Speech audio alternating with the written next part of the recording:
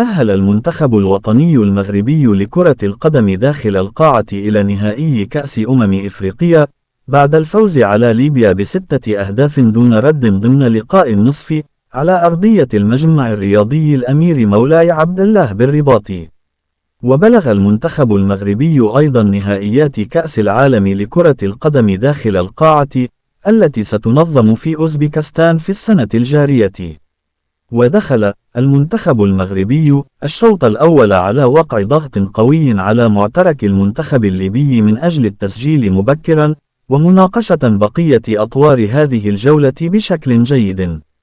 وأثمر ضغط المنتخب الوطني المغربي بتسجيل 4 أهداف بواسطة كل من سفيان المسراري ويوسف جواد وبلال البقالي وأنس العياني. وقبل نهاية الشوط الأول تلقى هشام الدكيك مدرب المنتخب خبرا سيئا بخروج اللاعب يوسف جواد إثر إصابة قوية نقل على إثرها خارج لتلقي الإسعافات الضرورية.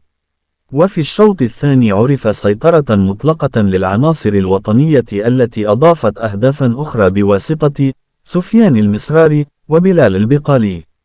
وبقيت سيطرة المنتخب الوطني على نظيره الليبي هي الطاغية لتنتهي المباراة بفوز المغرب ب6 أهداف دون رد والعبور إلى نهائي كأس إفريقيا لكرة القدم داخل القاعة.